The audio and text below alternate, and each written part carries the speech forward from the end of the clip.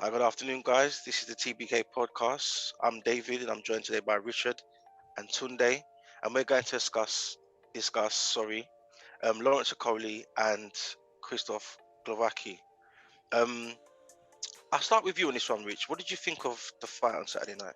I thought it was a brilliant performance from Okolie. I've been overhyping Okolie. I've been saying that I think he's wilder if he could box, and that's because both. I mean, in all honesty, Wilder is a better athlete, but both fighters are extremely athletic. They're tall, they're gangly, they've got good range and good power. But Wilder can't box. And Okolie he can box. He's not perfect. He's not the best boxer. He's still learning on the job. But in the fight on the weekend, his footwork was brilliant. He kept the distance. He controlled the range. He jabbed well. He split his guard, so he had his lead hand quite low, and his right hand he kept high, which meant that Glowacki didn't know where to concentrate. He didn't know whether to look down or to look at the upper body. He couldn't really see where the punches were coming from because of that. And that jab kept him at distance. He set him up. The best shot against the southpaw is the straight right, and that was a perfect punch, wasn't it? That he put him to sleep with. I don't think he lost a minute of any round. It was the most complete, mature performance I've seen from Okolie, because before now he's always been overly cautious and boring. He's smothered his own work. He holds a lot, and I think he's combination in working alongside Shane McGuigan is really helping him, because I don't think there's anything wrong with having to hold. I mean, we all bring it up when we're discussing it, and we're critical, but I think everyone loves B-Hop. Hopkins was elite, but Hopkins, his routine was, I'm going to throw the straight right hand, I'm going to fall in behind it with my head, and then I'm going to grab you until the ref breaks. I'm going to do the same thing, and it made him a legend. Everyone compliments Holyfield and his best win over Tyson. Never mind the steroids. But Holyfield held a lot in that fight. Or Holyfield, who's a taller man, held constantly, and he headbutted a lot. But I'm not criticising him. It worked. It was effective, and I think Okolie holding a lot when people get in is sensible, because he's such a long, gangly person. He's never going to be a great inside fighter, is he? Really? So what he needs to do is shut that off when they come inside, and if that means that they want to complain, as long as he doesn't get points deducted, he exhausts his opponent. It's all wins for him doing that. So yeah, I was really impressed. I always go off on a bit of a tangent. I was really impressed with his performance. It was composed, it was relaxed, and it was effective. So yeah, I rated it a lot. Yeah, good stuff. I mean, don't worry about the tangents, man. You still answered the question. That's the main thing. You know what I mean? Tunde, same question to you. I think the last couple of fights that he's had, including this one, I think him joining up with or bringing in Shane McGuigan has just reaped real dividends for him. That sort of like consistent holding and other messy work that just spoiled his performances weren't there. He controlled Glowacki, kept him at bay. His jab was really sharp, and his footwork is vastly improved. Yeah. So previous fights where he's almost, because of his gangly rangy self, it's almost as if he would fall over himself, kind of. But his footwork was excellent. Kept Glowacki at bay. Popping off the jab, and then the finisher when it came was just perfect. Just stopped man cold. Yeah. He's going to be a real problem for the cruiserweight division, and I honestly think that he can become unified or undisputed world champion in cruiserweights. I really, really impressed with his performance. I thought he might have gone on a little bit longer, but he just controlled him and then finished him when he needed to.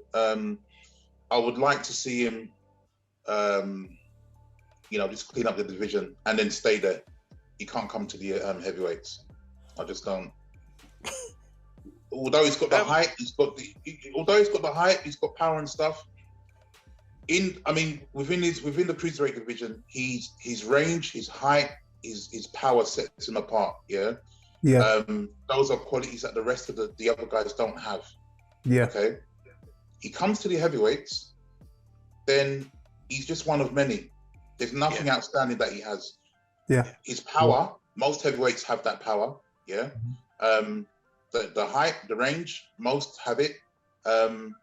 Now the problem is, does he have the requisite skill for him to stand out? No, he doesn't. Right? His chin, I believe, is a little bit suspect. And then you've got some real killers within the heavyweights. Yeah. I just don't see it working. He'll just be one of many. And he would top 10? Yeah. Maybe sort of like top 7, top 5 maybe. But no more than that, to be honest. Let him stay where he is.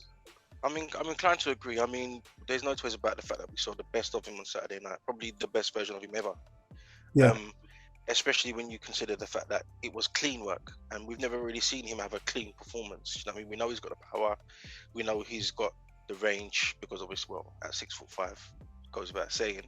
Yeah. But what was clear was that he could put together a good performance, coming in behind the jab, as Rich said. He had his split guard. He bamboozled Glowacki, really, truthfully. You know, he put him to sleep when he wanted to as well. With minimal competition.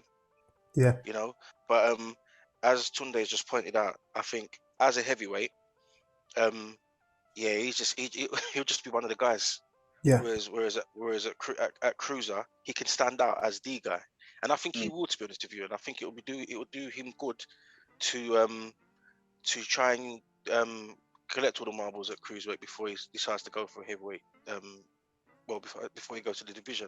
But also, I do think, not to labour the point or carry on this one for too long, but I do think he can give him a couple of more stone. Yeah. If he can spread a couple of stone into his frame, I think he would cause a problem. I get what you're saying about the requisite skill, and the fact that he will just be one of many is, it goes without saying. But at the same time, I do believe that I think he can put a bit of a marker down. Don't know how much of a dent, but it'll be interesting to see, because it's clearly what he wants. And you know, we know that him and Dylan might have a little something to finish off. So it'll be nice to see if it was to happen. Yeah. Oh mate, you know, there's no choice. But I think Dylan wipe the floor with the guy, but that's not the point. Yeah, it'll be interesting to see what we have. Go on, Rich. I agree with both of you. To be honest, the kind of smart, but when the way Tunde is communicated, it's true. The things that make him different now at cruiserweight that won't exist at heavy. I agree with that completely. There's footage out there of him sparring with Dylan, and it was quite competitive, but he's already kind of lost because he released the footage. He released 2 clips, didn't he, of him sparring Dylan, and he was doing okay. He did. And Dylan put him in his place, said that when he sees him on road, he's gonna do him over. Like, don't disrespect me. And he basically apologized. And I'm saying, when did he apologize, or did he get? Sorry, did he apologize, or did he just?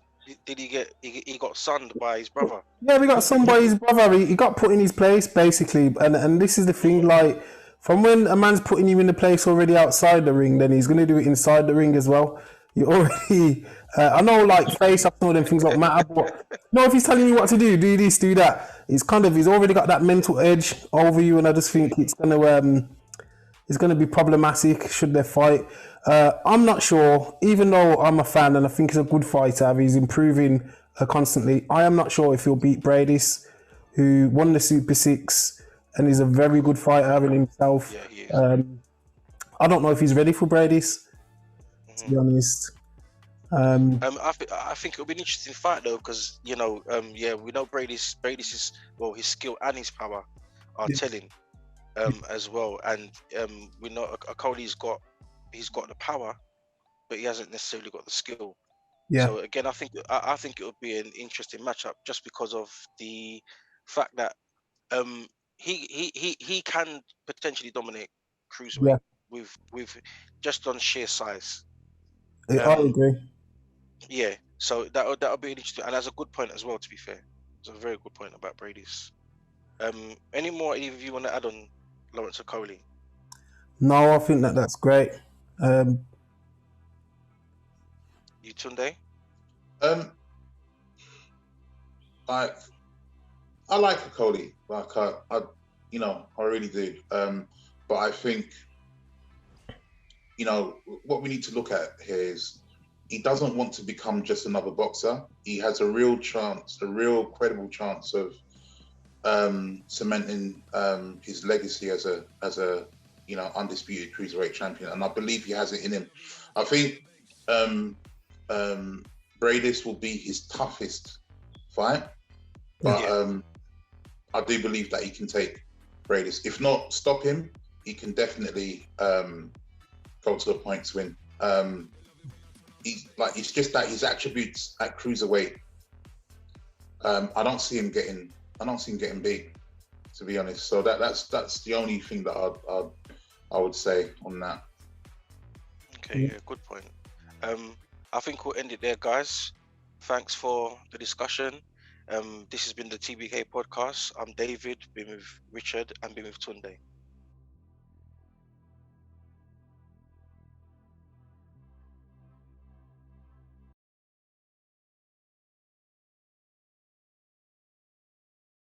And this is the TBK podcast.